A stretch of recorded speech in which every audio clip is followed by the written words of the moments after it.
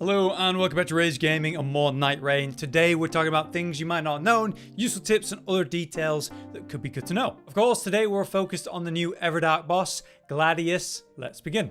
First up, we have the ultimate and its safe zone and some other mechanics around it. It is an attack that, well, Gladius can kind of spam, which is interesting. And obviously it generates these lines on the ground that you definitely don't want to be standing on. However, it's a similar attack to what we see with Hjolster. He does these spinning around attacks, creates lines on the floor, hangs in the air and slams down. Obviously Gladius doesn't do exactly the same thing, but it is generating a lot of lines and then throws the sword in the air and rams that down for a similar AoE. And as it turns out, it might actually be the same attack. This is because there's a safe zone where you can stand right behind Gladius, right up against it, and not be hit by this AoE, letting you deal free damage and not have to worry about dodging or avoiding it. The safe zone of Hjolster is very similar.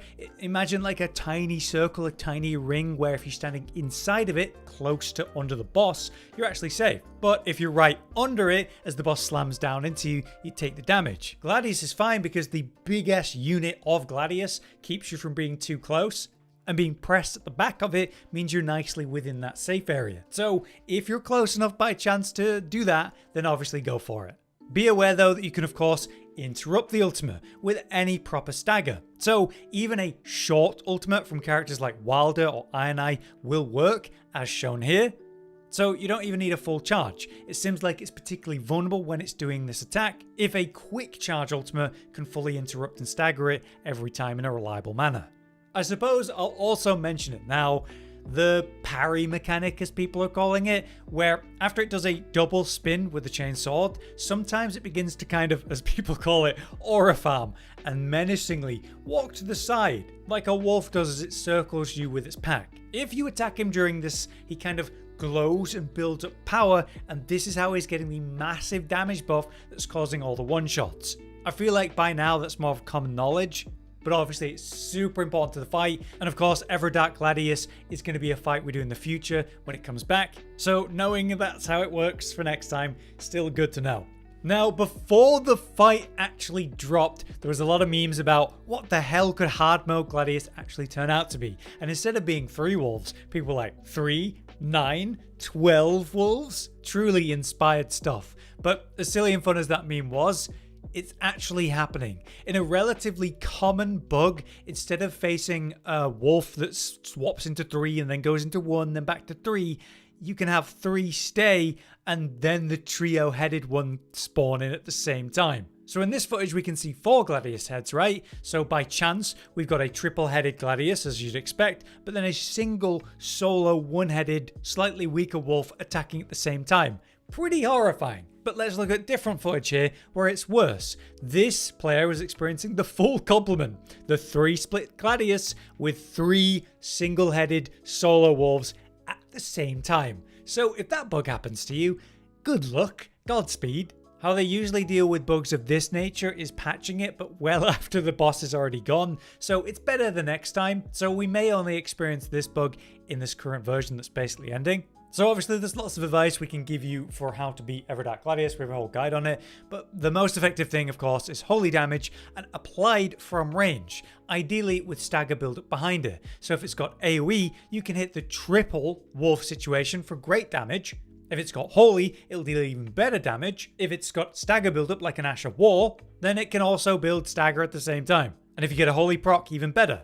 But what can do all of that? Well, of course, the legendary Sacred Relic Sword with its waves of gold. That is incredible, but pretty FP expensive. You'll be spamming that, maybe buy some shards to munch. But obviously, we're talking about a legendary. You can make it more likely to find something like that, like the Shifting Earth Nocteo. You go there early with the city and farm every boss in there, pick up every drop, loot all the corpses, and you have a good chance of getting legendaries. If you get the one you're looking for, then you can dupe it there and then share it amongst the team to spread out the Ash of War spam like we did against Libra in one of our early runs. So there is a good way to make it less rare, but there's another option that is a lot less rare than that. The Great Oracular Bubble. Spamming this massive weapons Ash of War applies a huge burst of holy damage, and it does it from range, and yes, as an Ash technically, also going to build up stagger. I've now seen quite a few clips of using these exact weapons to great results. Yes, also, we've seen Revenants make use of it, so it doesn't matter what character you're playing, it's a good idea to spread them out if you have multiple.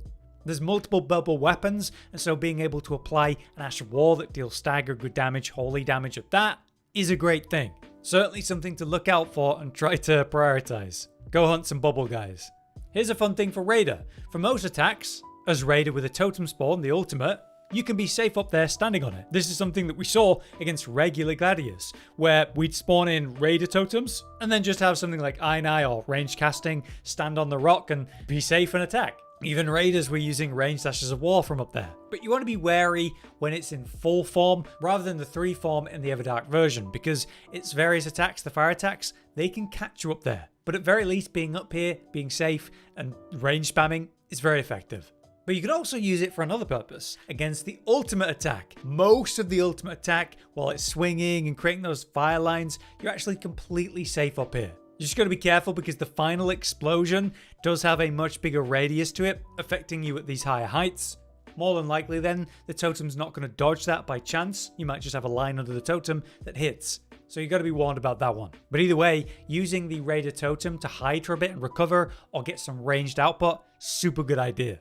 Now, as it's been a thing for a while, you can do incredible things with big AoE against multiple targets, and this boss is not able to avoid that. So don't forget that outside of special weapon AoEs, any powerful AoE will work. So, massive damage and stagger buildup, in fact, can be done with something like Wilder or Iron Eye or the Revenant Explosion if you have the Ghost Flame Explosion version on a Relic. If it's a Holy Incant or an Ash of War like we talked about, it can be absolutely devastating damage, but also hard CC if you get the procs, like we see here with just a Wilder big AoE. So really carefully timing these ultimates, using them for a proper purpose, in this fight specifically, it just goes so much further. Alright, now a couple things that are a bit more general. Here's one that I didn't know until I saw a post about it, so I'm just going to share it in this video quickly. You can level up in large batches at Graces by simply pressing down on the D-pad. I've always spammed X on my controller or whatever, leveling up each level one by one, but pretty quick because obviously you can mash it.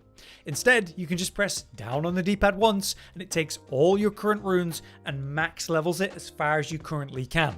Now that's obviously not going to be massive, like life-changing time or anything, but it's still nice to know.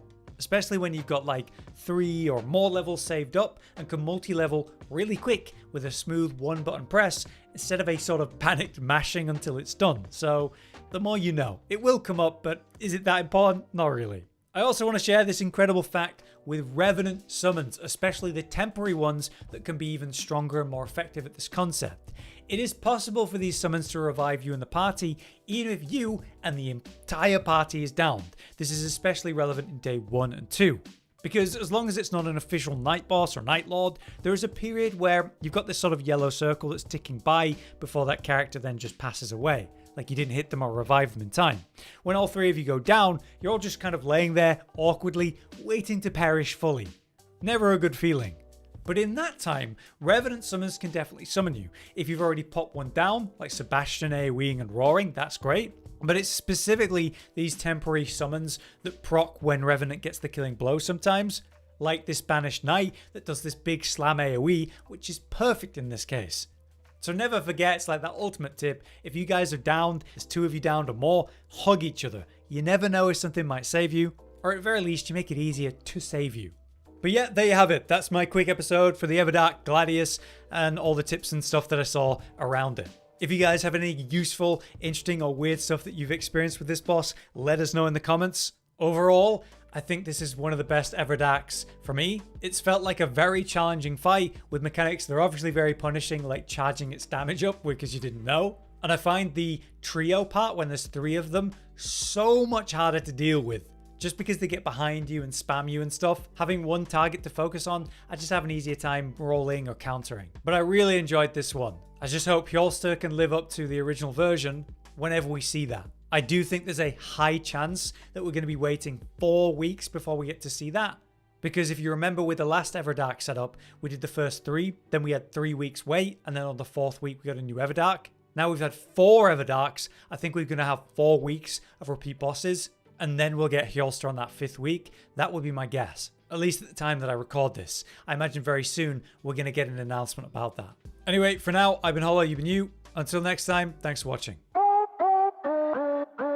Josh, Cotton, and Hollow with the videos, dropping the humor like a hammer on your tippy toes, bringing entertainment on a daily arrangement to take our insanity and turn it into entertainment. Yes, I said entertainment twice, to reiterate that it is nice to look into your faces on a mostly daily basis when you let us in your homes to make the whole world a stage.